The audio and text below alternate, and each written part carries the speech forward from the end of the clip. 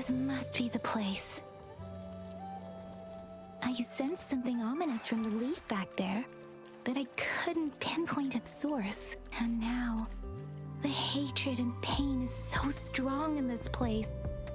I don't even need to concentrate to feel it. Rover, something terrible must have happened here. We have to be cautious. This is a tacit field. Let's take out those tacit discords first.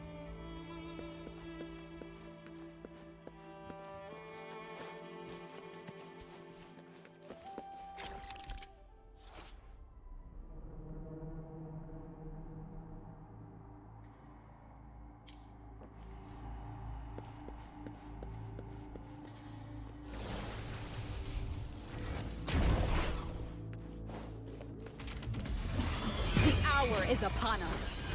Disperse.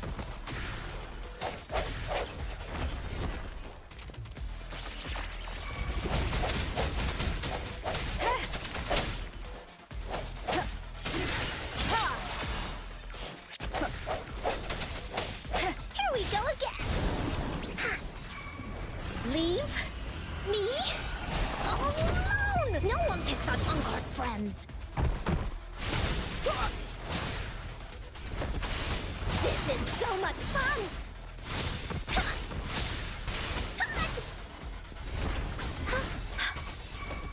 Leave me alone!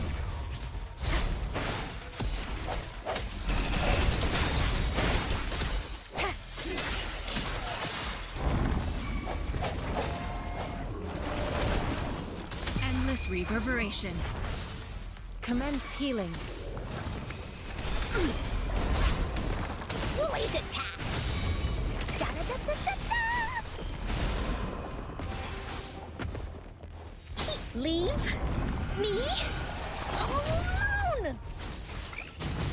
Woolly, you're in for it now!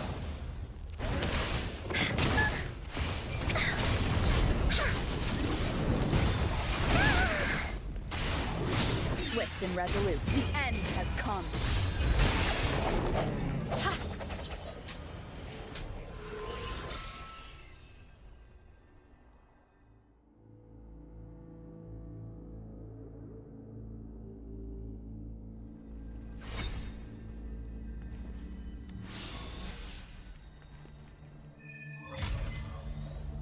I think I found something, Rover.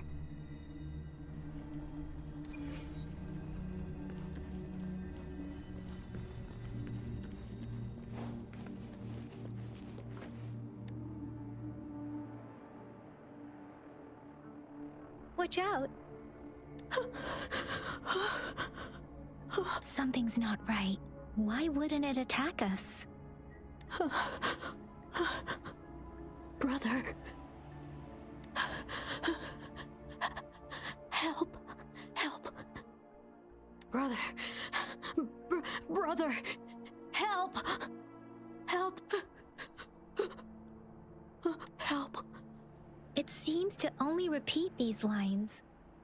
This is not a common tacit discord. Tacit discords attack other living beings because they need to feed on those frequencies to make themselves whole again. When frequencies are scattered and recombined, a new tacit discord is born. This one probably devoured the frequencies of humans, turning the last bits of a human's consciousness into such monotonous mumbles. Are these words the last cries of someone innocent? Who is behind this twisted plot?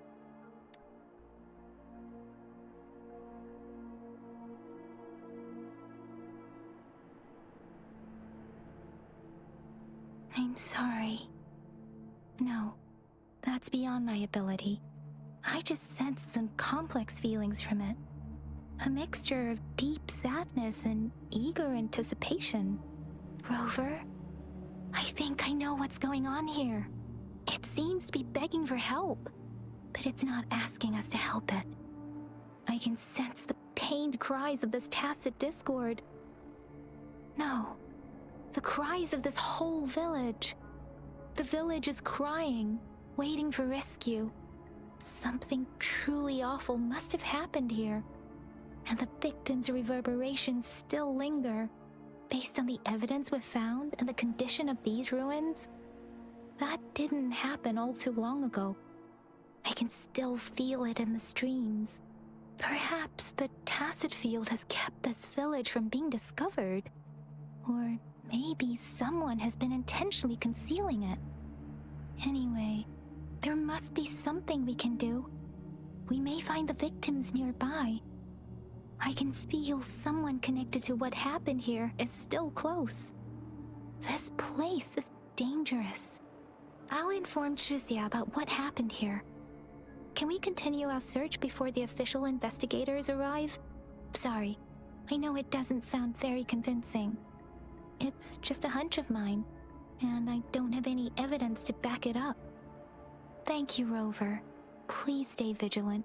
As for the little one here, let's leave it be.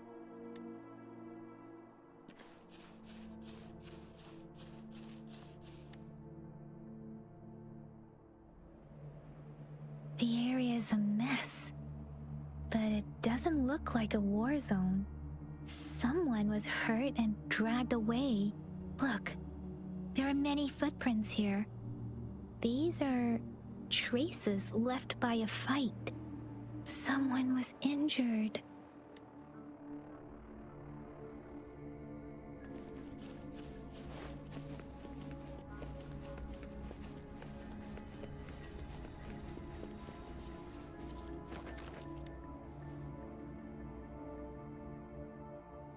Ritualistic wooden plaques.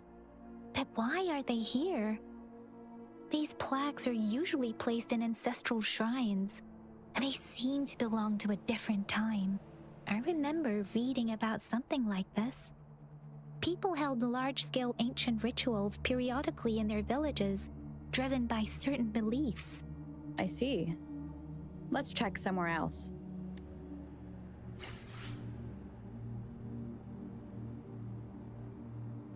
These cards.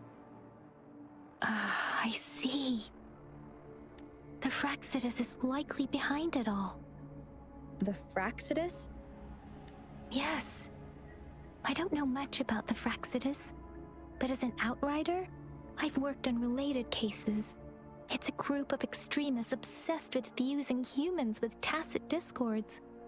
They've caused terror attacks of various scales around the world. Fusing humans and tacit discords. We've seen signs of their presence in Jinzhou, left by lower-ranked members called artificers. Above the artificers are the overseers, leaders with eerie abilities and unknown intentions. They pose a far bigger threat. No one knows their true intentions. Some members speak of world destruction, while others claim they seek eternal power. And there is one particularly insane overseer. He's crazy even by Fraxidus standards. A man who sees no order and revels in destruction. I've seen similar cards in the physical evidence file of the Fraxidus-related cases. They belong to this one overseer I'm talking about. They call him Scar. If he's responsible for what happened to these villagers, who knows what kind of cruel and twisted atrocities he's capable of.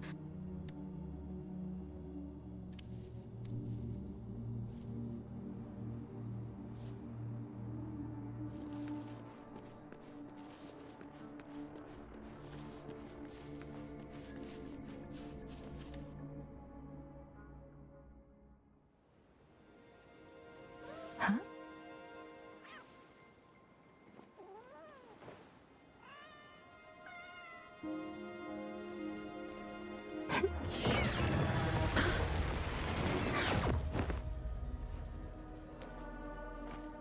Guess you won't need my self-introduction.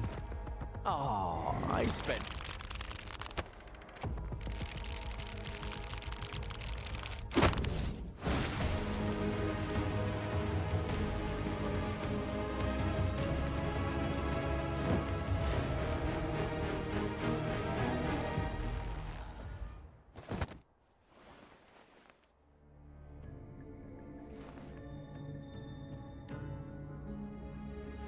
If you need to hear it from me, then yes, I am Scar. Cruel and twisted maniac. We deserve a meeting free of such disturbances, don't you agree? The girl, she's gonna sway your judgment.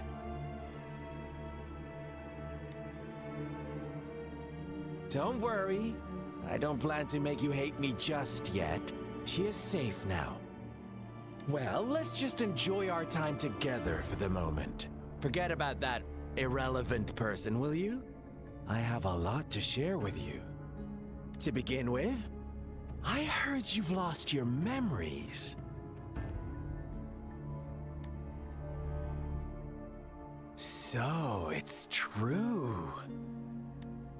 That makes sense, given how fragile you were when you woke up, or I would have questioned the authenticity of those rumors. So you noticed. Oh, I am flattered. No need to be so on edge. By now, you should have realized I'm just one of the onlookers. But out of all the onlookers, I'm the only one who came forward to meet you with absolute honesty. Before you knew anything about this world, you were already the center of conflict. You are the unknown variable we've been waiting for. Forces have been fighting for possession over you. From the moment you opened your eyes, everyone you've met, including that girl you care so much about, they all knew how valuable you are. The world is a cruel place. You are a living, breathing person, but you're just a pawn to many.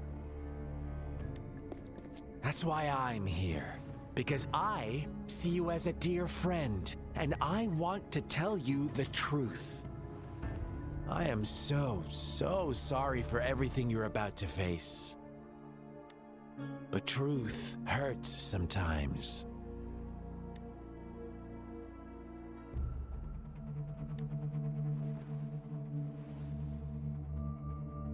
You could say I'm looking forward to your choice. My goal is simple. I just want to deepen our mutual understanding, nothing more. Come on. Observe the surroundings a little more and tell me what you see. As you learn more about this world, your true desires will surface, and our little game will become even more entertaining. And before that, I don't want anyone to disturb my precious alone time with you. That's all.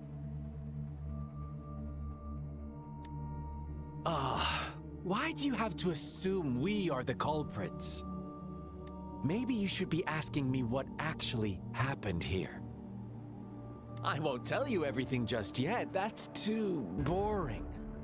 As I said, why don't you take a look around and see for yourself? So go ahead. What do you see?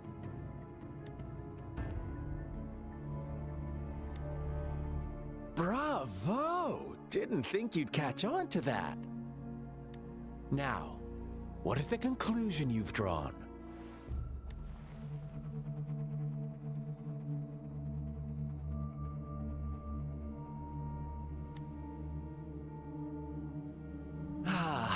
How typical. The age-old tale of savage wolves and helpless lambs. Good and evil as clear as day. It's a tired story that people cling to in their mundane lives.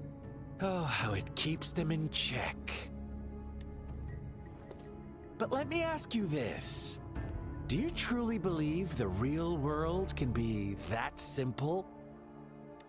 Let me give you a couple more tips. The truth is far more complicated than you think.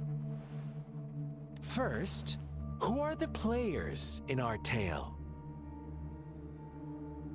An innocent girl, a revered leader, and a flock of simple villagers. Next, what makes up our main plot? False devotion, fleeting kindness, collective deceit, senseless killings, and the one vulnerable soul pushed onto a path of destruction by the masses. Now, Rover, the story is yours to spin.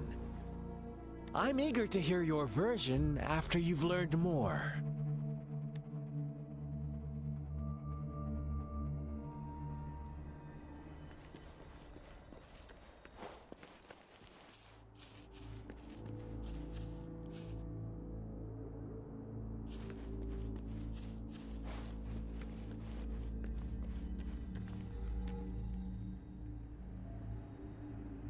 Huh?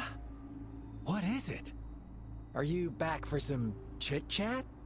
I see. So, you want to cheat, huh? A clever move, unbound by convention, I like it. But I'm not telling you more. Not yet.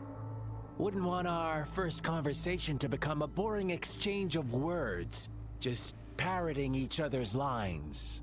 You don't want to disappoint me so soon, Rover.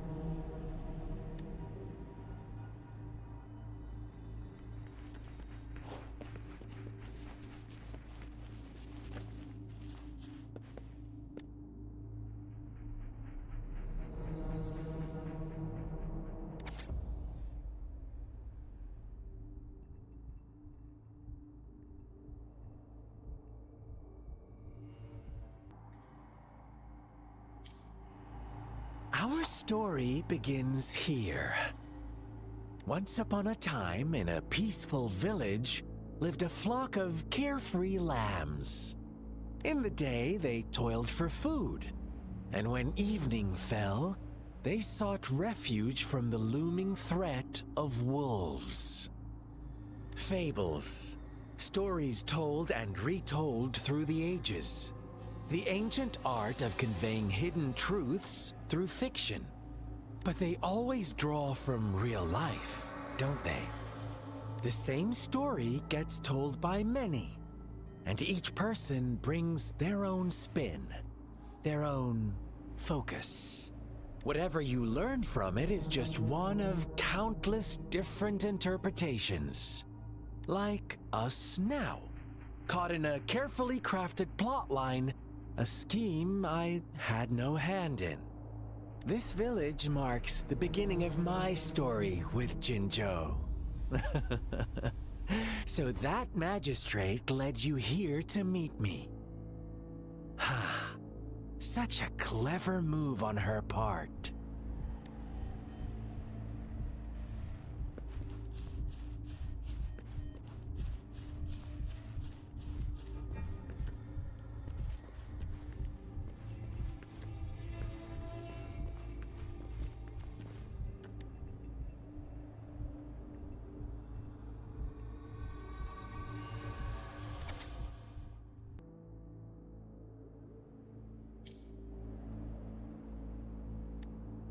One day, a shepherd visited the village. The shepherd brought them promises of abundance and protection. The lambs, drawn in by his words, soon lived in comfort and security. Nope, quite the opposite. The shepherd's arrival is only the beginning. With a wave of his hand, the shepherd could grant their every wish. His flock obeyed, bowing their heads, pleading for better food and shelter. They no longer had to struggle for survival, as their once meager lives were replaced with endless luxury. The flock worshipped their shepherd-turned-god, praising him and holding him in the highest regard. What's wrong? Does my story make you uncomfortable? Imagine you were one of those lambs, facing irresistible temptation and pressure from your peers. Wouldn't you bow down and beg for food from your master? Oh, so we agree already. You are right. But the world we live in falls short of our ideals. The shepherd still reigns, and the lambs have grown complacent. It's up to the two of us to make that ideal world a reality.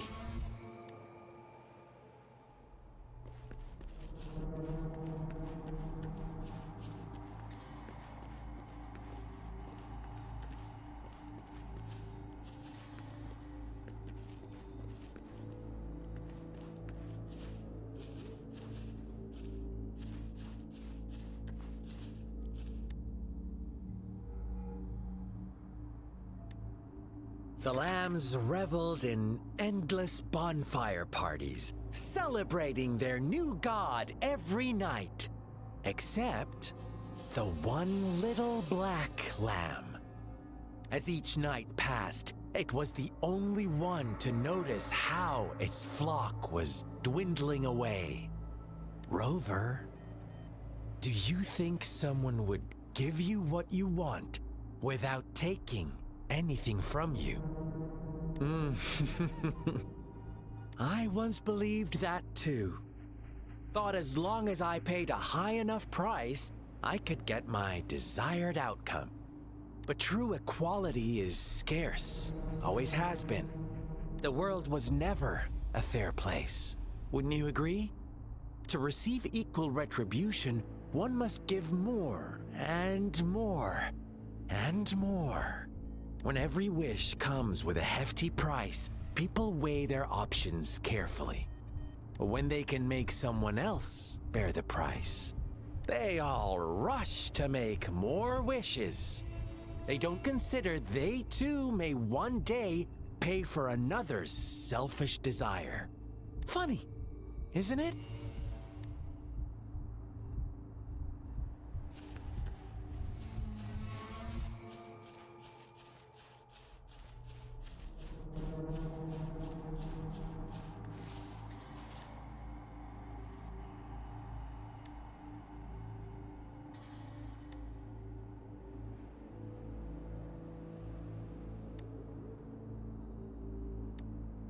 Later, the shepherd openly blamed the black lamb for the flock's decline. On the next day, the white lambs welcomed the rising sun as usual, but the black lamb was nowhere to be found. The shepherd introduced an unspoken rule to this village, one that our black lamb violated by telling the truth. Suddenly, the once doting god stopped fulfilling wishes because no more sacrifices were being made. After witnessing the black lamb's actions and hearing from their almighty shepherd, what do you suppose the white lambs did? Those oblivious lambs. Little did they know the most fearsome demon was right under their noses.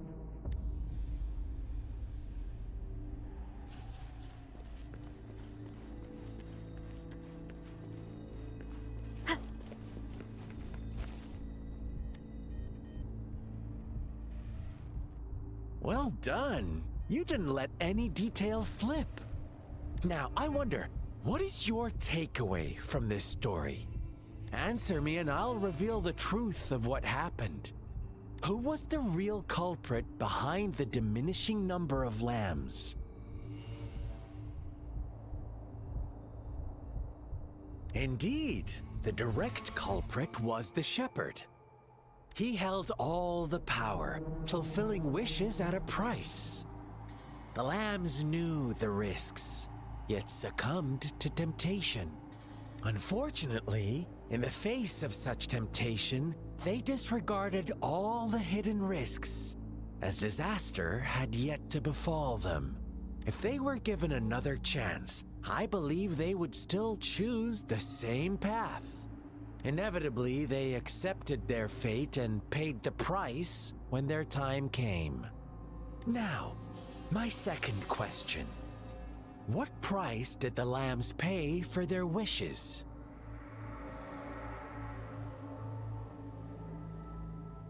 Of course, as always, life was the most valuable thing they had to offer.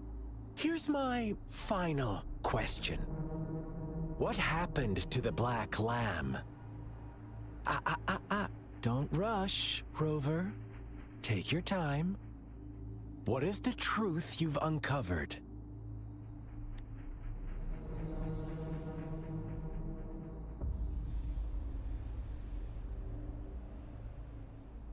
The shepherd was granting wishes by sacrificing the lives of lambs. The flock found out the truth, but chose to be his accomplices, and they willingly offered the black lamb as another sacrifice. That's right! Little lambs cowered and huddled in their village, terrified of the relentless wolf packs. Until a shepherd arrived, bearing the gift of wishes and providing shelter and sustenance. Slowly, the shepherd gained control over the flock, and the lambs lived contented lives. But this is not the end of our story.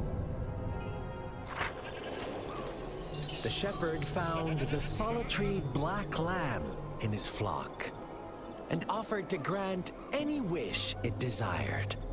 In exchange, he wanted one of its companions as a sacrifice.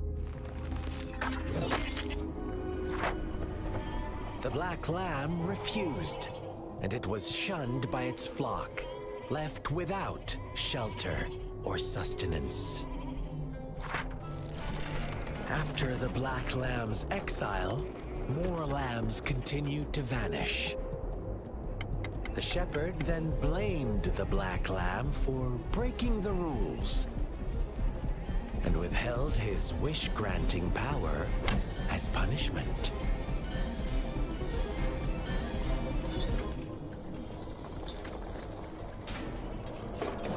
From the very beginning, the lambs knew the risk of making wishes. They too could become sacrifices for those of others. But they always believed it wouldn't be them.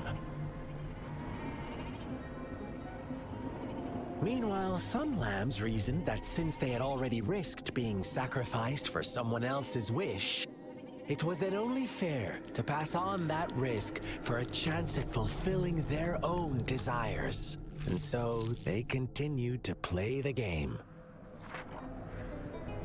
They all knew the consequences, but chose to remain silent.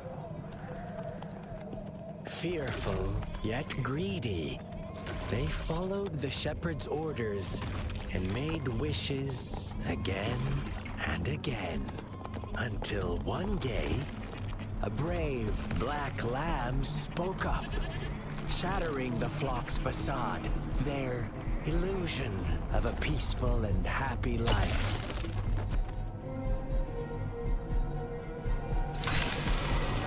The black lamb got in their way, and that of the shepherd's greedy pursuit, sparking hatred in their hearts. Suddenly, they could no longer ignore the blood and ashes of past sacrifices littering the ground.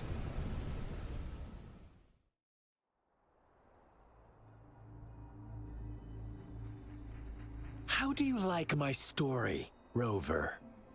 What really happened here? I suppose you already have it figured out? The black lamb who rebelled against the rules, and the white lambs who succumbed to their greed. The innocent maiden sacrificed, and the villagers who turned on each other in a ruthless frenzy. They had it coming. All the shepherd had to do was execute the rebel. That's how he kept the flock in check and maintained the status quo. Fun answer, but no, not even close. I was never the shepherd, never will be. You and I, we are the black lamb, the one who breaks the rules.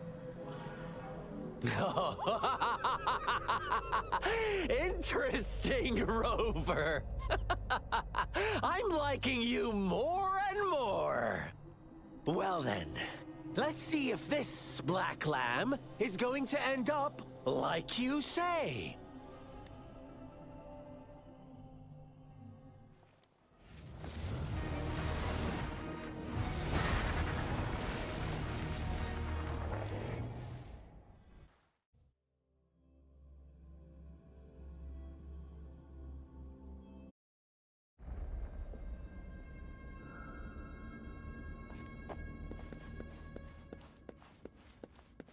Welcome to the realm of endless chaos. Now is your time to think, Rover.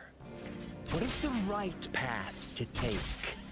Oh, you've found us already.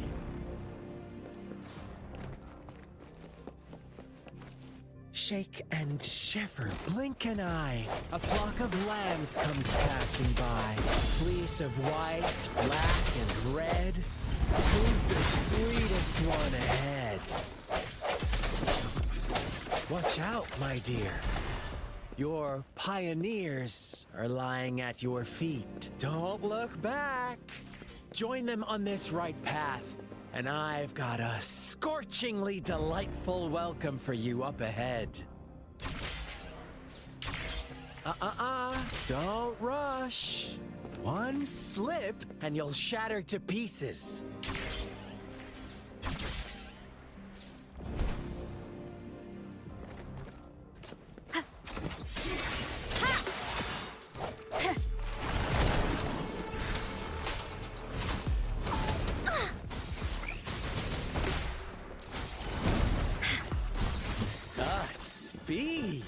Such brutality! Can't you see? We are kindred spirits after all. Shh, don't be so quick to deny it. Now that I have you here standing before me, I'd love to hear your answers.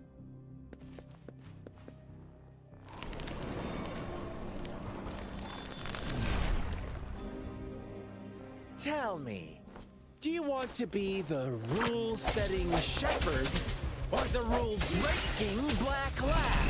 If a sane person manages to survive in a realm of lunatics, would you call them the last one of reason or the sole apostle? Think about it. The shepherd is not the preordained embodiment of truth. Once he is gone for good, the black lamb can reclaim the trust of its herd. Then, eventually, there will be none left to be victims or oppressors!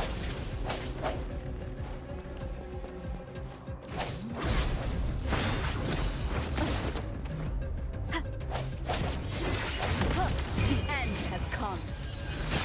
Here we go again. Leave me alone! No one picks on Unkar's friends. Hey, what's the big idea?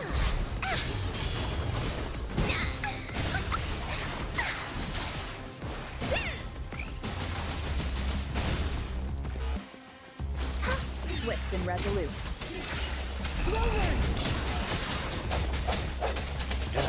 Such a pest. Rover? Rover!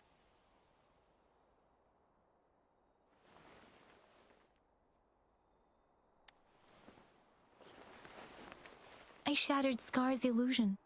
That should have injured him. Oh! Should I thank you for showing me mercy? Stay away from her!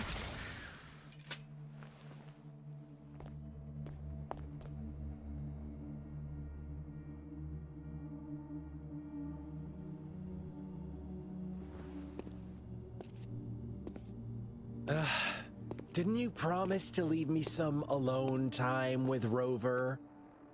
With one condition. I do hope you haven't let that slip from your mind. Don't let your improvisation trouble others. Look at you, rushing in to protect your precious, perfect movement. No worries. I know all the do's and don'ts. I don't need you to tell me what to do. Rover, it seems our happy little date must come to an end. But don't forget my sincere reminders. Let me know what you choose. An unexpected gift? An honest and open exchange? Or a highly risky gamble? The choice is yours. I know how smart you are. You won't make a hasty decision. We'll meet again in the not too distant future. They're gone. Should we go after them?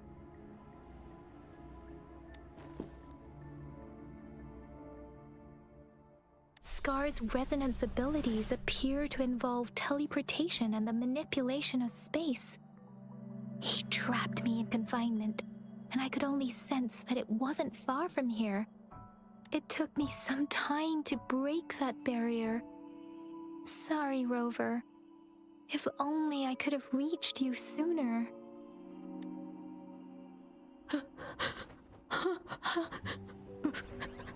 Brother. Brother. Huh? Why are you here, little one? I've never seen any tacit discord display such vivid emotions. The brother had mentioned. Could it be... Yes, that is a possibility, since Scar had been here before. Let's talk about it later. Rover, can you fill me in on what happened? It seems all the tragedies in Tea Tree Village were linked to that ritual. Making up stories based on real life to support his twisted beliefs? That does sound like something he might do. We cannot take his words for granted. Now, we must locate where the ritual took place and see for ourselves.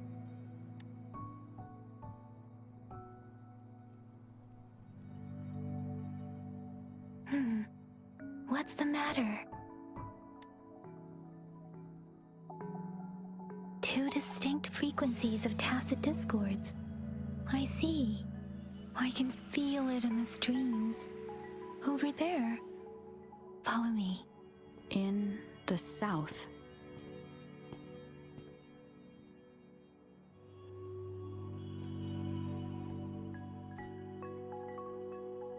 They are unharmed. Please rest assured. As you anticipated, Scar did not try to kill them.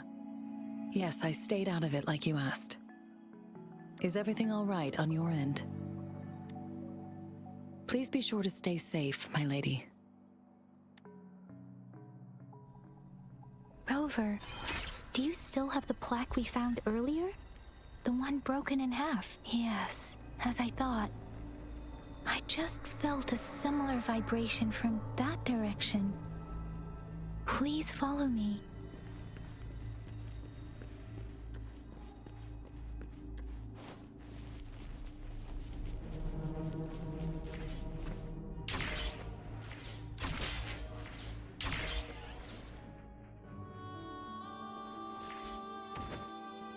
It's the missing half.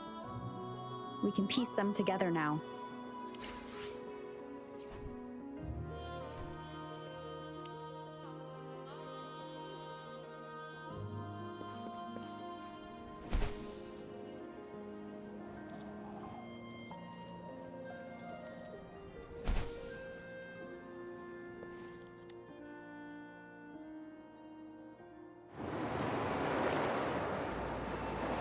Look, the water is going down.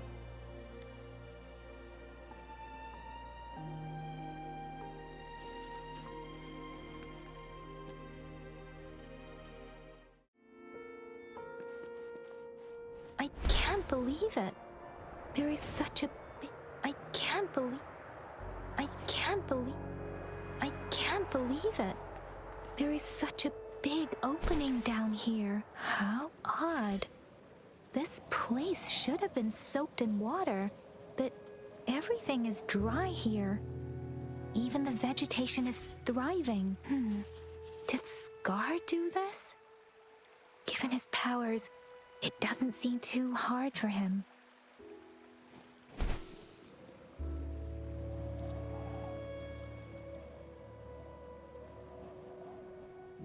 That tree. It's stunning. It's almost eerily enchanting. Please, save us. Are you trying to tell us about something hidden here?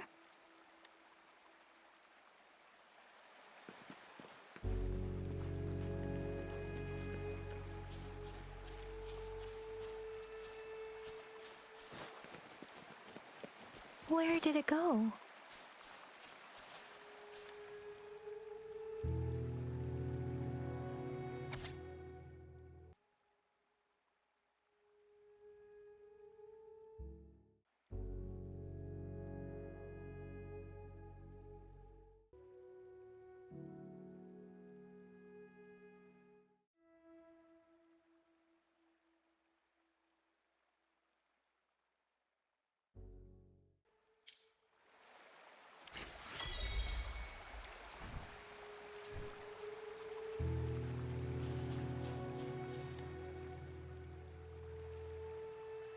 That girl just wanted to save her village, but those sacrifices didn't lead to redemption. I guess the tacit discord we saw stayed here to convey her last wishes. Please excuse me. It's getting a bit too cold here. Can we head back now?